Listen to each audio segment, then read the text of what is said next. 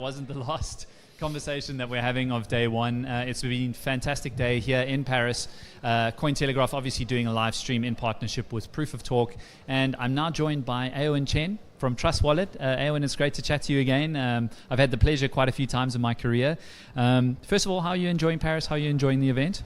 Oh, I love Paris. I think it's beautiful weather, beautiful environment, and then people are intellectually curious. I'm having one of the highest intellectual conversations around here, so that's great. Yeah, look, I genuinely mean this. When I first came to Proof of Talk last year, I was very pleasantly surprised because it was an event that kind of came out of nowhere and had a fantastic lineup of speakers and really good access to people. So it's been great for me so far. Yeah. We're looking forward to having a lot more really engaging conversations. If you are just joining us on the live stream, please do go ahead and drop your questions and comments for Eowyn. We'll try and pose some of these questions to her as the live stream goes along, but feel free. If you want to ask about Trust Wallet, if you want to ask about stablecoins, if you want to ask about self-custody versus custody and exchanges, have at it. I think I was told that this is a hot seat, so. Yeah, well, there we go. I never ask too hard questions, so we'll keep it relaxed.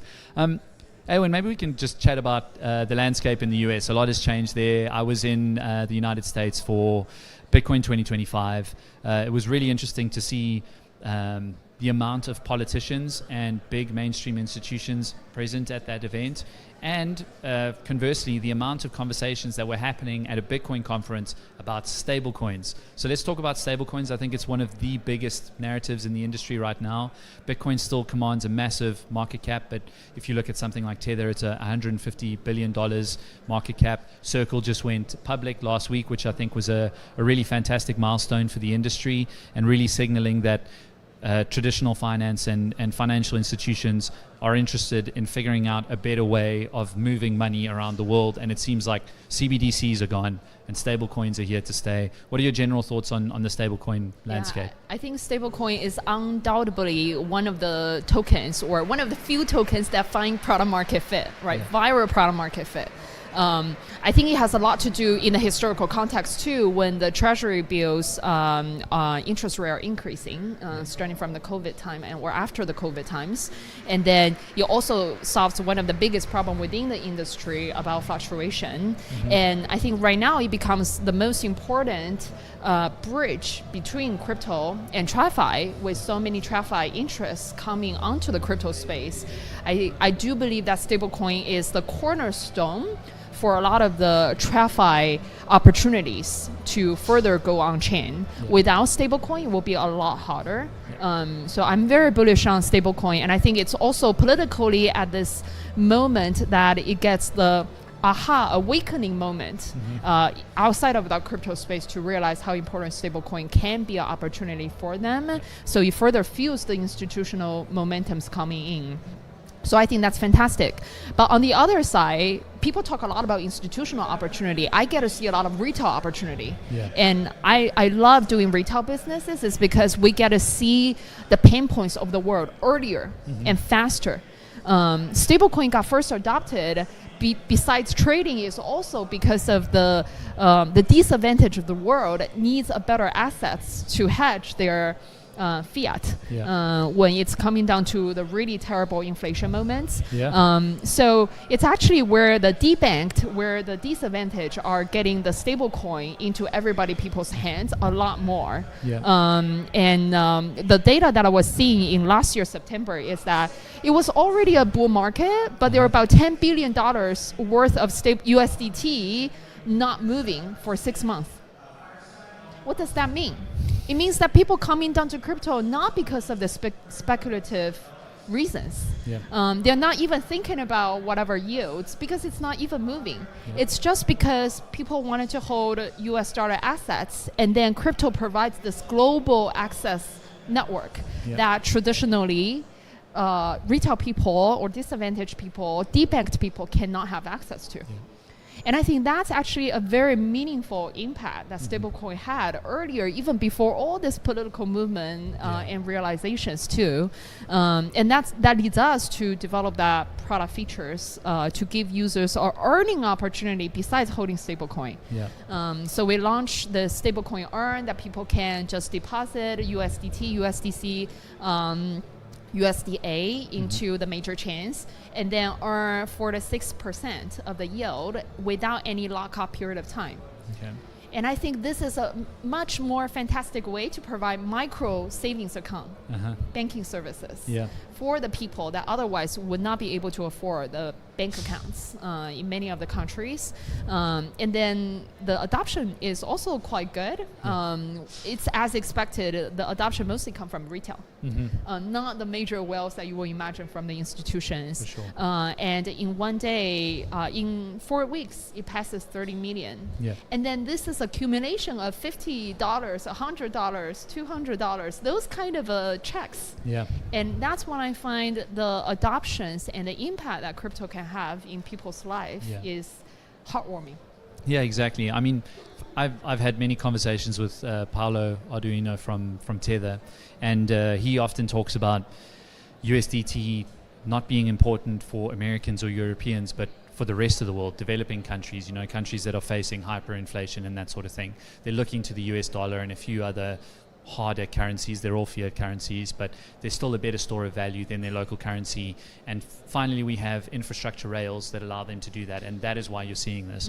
My second question to you is, you mentioned the stablecoin earn product. Where do you get the yield from, and how do you do that? And also, how important has legislation like the Genius Act in America been in allowing stablecoins to reach their ultimate sort of use case, which is payments, and then storing value and earning some interest on saving your money? Yeah, I think the stablecoin yield is always an interesting question, where the yield comes from. So far, we use a completely decentralized way to plug into the DeFi protocol yields.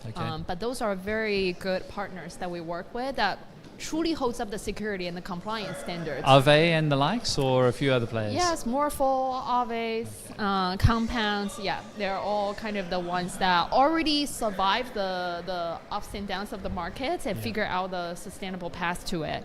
But I know that there are lots of other opportunities to potentially plug in off-chain yield. That potentially can allow this stablecoin to be able to power real economy. There are a lot of teams that I know that are kind of building things around it, but we will wait for them to mature a little bit more so that they can plug into the systems. With regards to the regulations, I think stablecoin is definitely one of the products that you want to have regulatory clarity to be able to unlock and connect to more payment channels opportunities into the real lives for people. In this conferences, there are lots of conversations around the payments, and then be able to build on top of the stablecoin, and then only stablecoin as the cornerstone gets the regulatory clarity.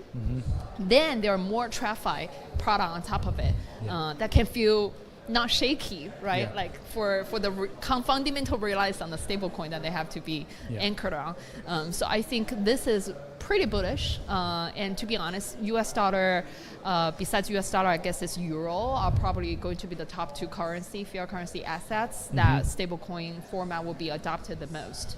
So it's good to see the US government leading the way and setting the tone so that hopefully Europe can follow.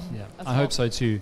I think one of the big sort of topics that I've been exploring of late is, self-custody versus custody solutions. You've got big centralized exchanges. A lot of people just leave a lot of value on exchanges, and for the most part, you should be fine, right? There's a lot of protections in place that are pretty decent, but at the same time, bad things happen. You look no further than the Bybit hack earlier this year. Social engineering. Their systems get compromised, and they drain $1.4 billion from an Ethereum hot wallet. That's one of the biggest exchanges. It's just a stark reminder: if you trust your coins to someone else, you are trusting them to look after your money. It's the same thing as you put it in a bank account. If there's a run on the banks and they're not managing their deposits properly, there's a risk. This is why things like Trust Wallet exist, right? Yes. Maybe you can just talk a little bit more about your philosophy on self-custody, what the difficulties still are. There's a lot of responsibility on the user, and what the trade-offs are of that, and why you think that most people should use something like Trust Wallet over something else. One of our mission is to provide people the freedom to own and the freedom to access opportunities, which is what we believe as the fundamental value proposition that why we come into the space. And I think freedom to own is so important philosophically, because as we age, we start to rely on so many intermediaries that we even lose the capabilities or use the confidence that you truly own something. Like looking at your fiat dollars on the bank account, right? Like, how do you really make sure that that's your bank account? What if someone made a database problems and then you can get wiped out? And I guess that those are the points where you don't have confidence that you truly own it. Hence, you introduce regulations, monitorings to be able to hold accountability on the ones that can control it. But who knows whether there's black swan event? And that's why I think self-custody is very important, is because people should always have the option that they can own it themselves. Yeah. Sometimes given my American background, I use the analogy as the U.S.'s Second Amendment, which is the rights to own a gun. I know that it's not very common for the rest of the world to have this opportunity, but the reason why it is such an important fundamental constitutional rights in the U.S. is because that, yes, you're not going to use your gun every day as a convenience for you to guard your security. You will trust the police, you will trust the army to provide the security as a service and the infrastructure. But what if one day you're in this countryside, you need to guard your own safety, you got to have your means to say, I can own it. Yeah. I can protect myself. And I think it's the same thing with self-custody. I will be very honest, I don't think self-custody is for everybody in all situations at all times. Yeah. It's always very important to find a combination of the custody solutions in the specific context for security. But it's very important for everybody to learn the skill set to be able to know how to protect themselves and have the self-custody. And that's what we do. But beyond that, what we can do better as an industry is to advance in technology and give people easier ways to do self-custody. And that's what I believe in 1 or 2 years we will solve significant problem with the easy-to-use recovery problem and self-custody together. I've got a couple of questions coming through on the live stream, and please do keep your questions coming through if you have some burning questions for Eowyn. The first one, this is pretty spicy. How much user data do you actually collect, despite the claims that you make? I think it's quite an interesting question, especially from a user data. If you as a self-custodial solution, we don't collect user IP even. Okay. So there's not much user data except for some cohorts data. Let's say I will track a user's conversion rate from clicking this button to the next button. Okay. If they're from the first week of March, what's the conversion rate? Those are the data that we track because it fundamentally help us to improve our product and services and doesn't identify users' personal information. This is a principle for us is that we hold the ISO certificate for privacy. Yep. And then we're also operationally liable to make sure that we can be a light in the industry to hold up to the privacy standards. There's another one coming through, and this is an existential one, I think, for the entire space, from Steve Allow. If Apple Wallet came out tomorrow, would you survive? And I think that question goes for everyone in the industry. Yeah. I think if Apple Wallet become a self-custody wallet, just like Telegram wallet, I think we already see this kind of examples coming in. You will probably be pretty big competitors, but at the same time, they will set the bar so high that for us to find unique value proposition that we have to offer. I don't think the space is one person eats it all because there are always a unique person's needs, and there's always some kind of fundamental principle that Apple can do or cannot do that other companies or the product teams can make the decision for themselves. So it would definitely be a pressure, but you would just pressure us to do product experiences way better and find a unique value proposition better to serve the user's needs. So it will be nerve-wracking, but I think it's better for everybody. What are some of the biggest competitors in terms of self-custodial wallets that you look at today? Because I'm sure you guys do a lot of competitor analysis and what sets everyone apart from each other. Is there even a way to set each other apart? I think it's like the common names that people already know, right? The MetaMask, the Phantoms, Coinbase wallet, etc. I think everybody have their own take, even though the product looks very similar. For us, simplicity is the most important thing.